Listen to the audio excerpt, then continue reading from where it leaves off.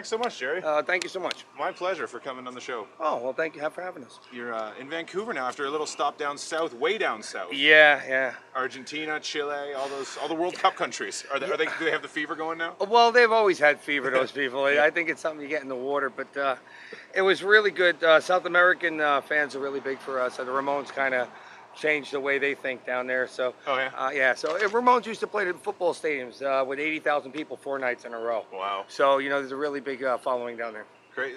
Let's go back to the beginning, to the Ramones and all that. How does a kid growing up on 50s music, Ronnie Spector, all that kind of stuff, turn into a Misfits? Well, I think it has a lot to do with Godzilla and and Rodan and things like this.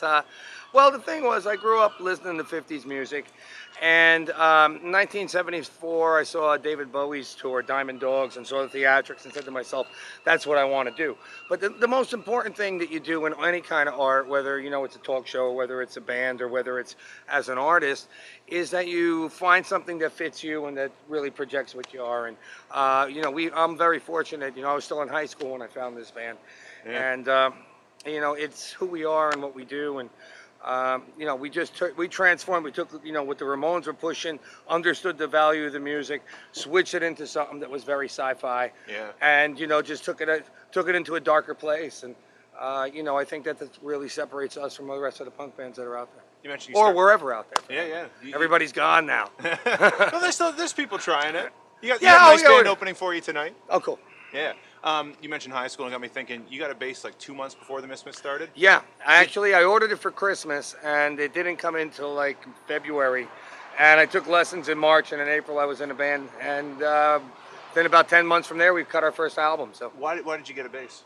Where did that come Well, was it just a random... the kid that sat next to me, he got killed in a car accident not soon after. But we were talking, and we were talking about music, and I was playing sports at the time. I said, I'd really like to play guitar. I've been following music my whole life. And he goes to me, he says, you should get this guitar. I said, I don't know if I got the patience. He said, get a bass. He says, you just play single notes, He was absolutely right, man. Saved me so much wear and tear. But over time, you must have become a pretty good bass player. So you're not single notes anymore. Well, I'm a pretty good guitar player. The bass I got down. but I'm playing guitar, too, to write and do things like this. And singing is pretty recently, too. Yeah, well, a long time ago, I realized that if you don't know something, you ask. And with the vocals, I kind of got thrust into the job. It wasn't really something I was looking to do. Mm-hmm. But after, so many people that just got me real aggravated, I said, what, screw it, I'm going to do it. And I take vocal lessons from a guy named Don Lawrence. He does Jagger and Bono and Bon Jovi and Joey Ramone, Christina Aguilera, Lady Gaga's one of his guys. Oh, So it's all good. New album working on it? Yes, very excited about it. Yeah? Because it's almost ready to go. What are we waiting on? Well, we're leaving for the studio July 19th, and then we go to Europe, and we come back and mix it. So we'll have it, hopefully, maybe not for Halloween, but definitely for Christmas. Nice. A little different. Well, I really like it, So, look, the thing is, when you're working on something, either you do it right or you don't do it at all. Yeah. That's the way I look at it. And, I went through a lot of different lineup changes even over the last couple of years. And I finally got guys I really like working with, and I'm real excited about the new tunes. And I think our new artwork is great, and I think our new crew is great, and I think everything's pumping. Yeah. And I got people now that aren't gonna screw everything up once I get it going. So I'm finally at that point, and I'm gonna savor the moment. I enjoy what I do, and the music is gonna show. There have been a lot, like you said, a lot of member changes over the years. I heard it was because guys didn't fit the image. They didn't become the image. People just don't do what they're supposed to do. Well, no, but I mean, that's what I mean. What you're supposed to do. You're supposed to show up. You're supposed to be there when you have a gig. You know what I mean? When you do a video shoot with George Romero, you're supposed to be at the fucking video shoot. So that's all. I mean, that's all it boils down to. I'm just real, aggravated with people who want to be somebody and just don't want to put in the time. That's half the rock and roll attitude that you'll find though from a lot of people. We want to play music, but we don't want. We don't want to work. Well, yeah, you don't want to do the business part, and I think as a Misfit, the business part is probably the most important part. Other than the creativity. Yeah. I mean, come on. Everybody has on nights and off nights playing live. I mean, playing live is being able to go out and impact people, make people understand what you're doing, and really, inspire them. to pursue things, and I think that's what we do. I mean, we've done that from day one. If you look at the bands that looked at us and saw visions, I mean, you got Metallica, Guns N' Roses, Pantera. I ran into Pepper from COC when he was playing with Superjoint. He's sitting in a pool with a bottle of Jack. It was because of your 3 hits from Hell record I start playing guitar.